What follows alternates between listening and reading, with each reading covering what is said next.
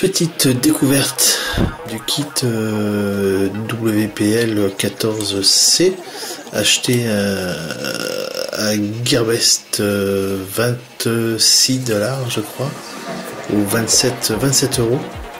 Donc on parle quand même d'un kit à 27 €. Ok. Donc il s'agit bien du WPL C14, sachant qu'il existe une autre version complète avec l'arrière, la cabine complète, mais que je n'ai pas trouvé. Donc ça c'est la version pick-up.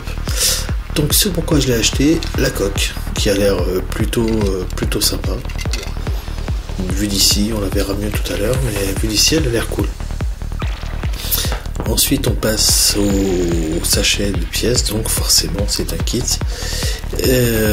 Nous avons donc le sachet avec, je crois que ça c'est le cache transmission qui va aller en dessous pour protéger la transmission. Ensuite le sachet avec l'arrière du châssis, donc la plaque qui se pose à l'arrière, le cerveau, le moteur, un sachet de graisse et la transmission qui a l'air, c'est quand même tout petit, hein, c'est du 1,16 voire 1,18.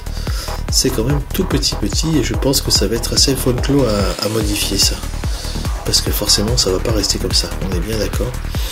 Donc ok, j'espère que ça se voit quand même parce que ça brille pas mal. C'est de la sortie de boîte. Ensuite un sachet avec le pont avant arrière, sachant que j'ai du mal à cadrer parce que je ne vois pas ce que je filme. Ok, le pont avant est entièrement monté alors que le pont arrière ne l'est pas.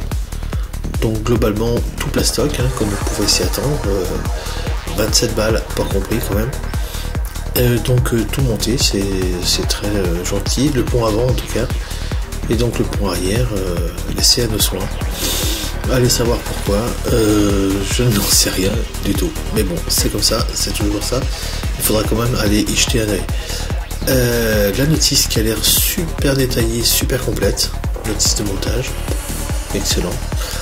Ensuite on arrive à un sachet de 5 € identique avec des vrais pneus.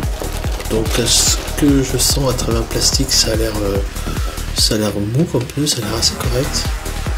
Et donc ce sont des jantes avec des hexagones de 5 ou 6 mm, c'est pas du 12 forcément.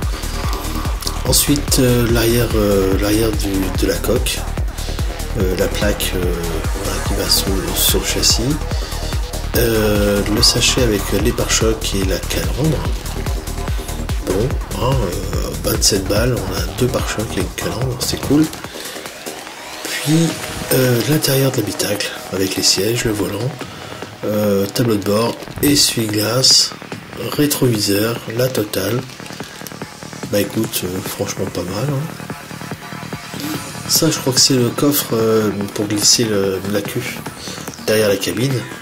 Sachet de visserie, et on a du mal à voir, c'est le châssis, donc les deux plaques métalliques ultra fines mais métalliques quand même du châssis. Donc je vais essayer d'ouvrir avec la main qui me reste, je vais essayer d'ouvrir le sachet pour aller voir la raison de cet achat, c'est-à-dire la coque. Et ben vu d'ici, elle est pas dégueu cette petite coque.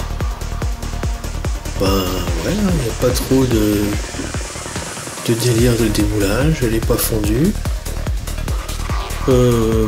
Écoute, ça a l'air franchement sympa. Ça doit être quoi? C'est quoi? C'est Ryux, un truc comme ça? Bon bah franchement, moi je trouve ça plutôt sympa. Avec les vitres, le pare-brise. Bon, c'est un peu jouet, mais quoi? Attends, c'est 27 balles, c'est du 1,16. Bah écoute, il n'y a plus qu'à. Mention spéciale pour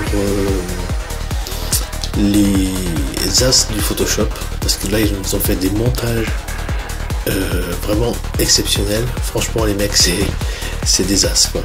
Je trouve que les photos sont juste sublimes, avec des copier-coller, des trucs à moitié effacés, des vagues qu'on sait pas d'où ça sort. C'est rigolo, des fois il vaut mieux s'abstenir. Bon bah écoute, et bah on va passer au montage. Voilà, à bientôt, ciao.